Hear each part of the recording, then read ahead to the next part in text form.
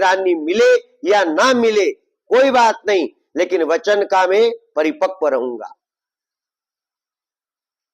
तो भीष्म पितामह ने अपने पिता को उदास देखा, दुबले हो गए, हाँ, शरीर विदीर्ण हो गया, आंखों में ओझलपन आने लगा, भूख उड़ गई, नींद अपने घर को चली गई है, और श्वास पे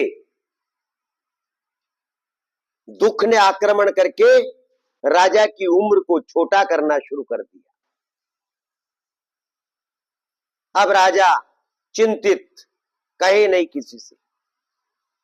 भीष्म पितामह ने विचार किया, पिता को क्या दुख, अब पिता से तो कैसे पूछे कि पिता आपको दुख क्या है, क्यों प्रश्न बड़ा गंभीर है।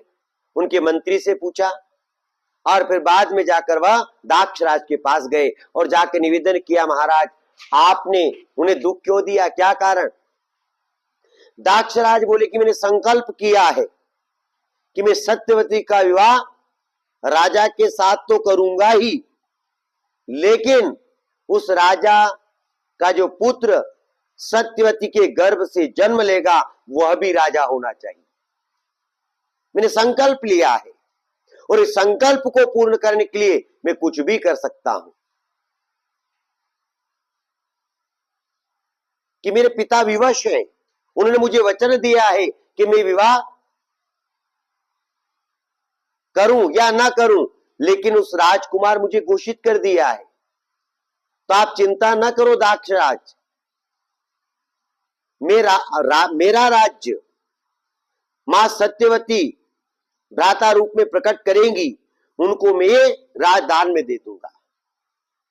कि नहीं महाराज, हमें दान में नहीं चाहिए, भीख नहीं है, हमें भीख नहीं चाहिए, हमें अधिकार क्षेत्र से हमारा अधिकार पूर्ण होता हुआ देखना चाहिए। ऐसा विचार करके दाक्षराज से परेशान होने के बाद उन्होंने विचार किया कि जो भी हो आप चिंता ना करो, हम आज से ये मां गंगा के सानिध्य में जलकर संकल्प करते हैं कि मैं विवाह ही नहीं करूंगा, मैं विवाह करूंगा ही नहीं, और मैं विवाह करूंगा नहीं तो संतान होगी नहीं।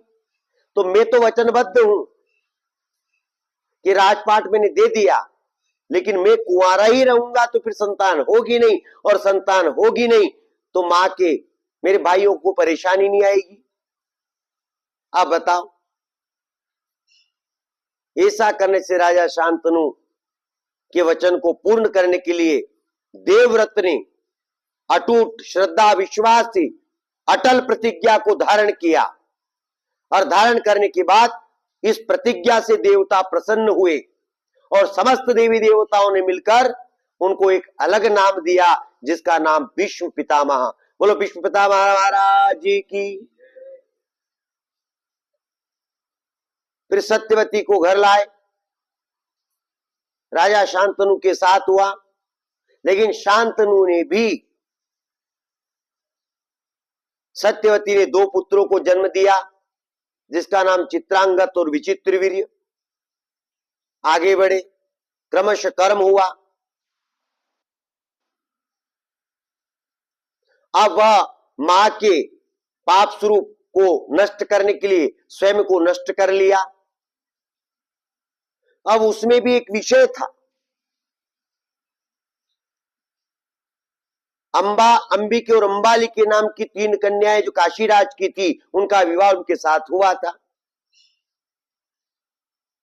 लेकिन अंबाली के नाम की जो कन्या थी वह किसी और से प्रेम करती थी,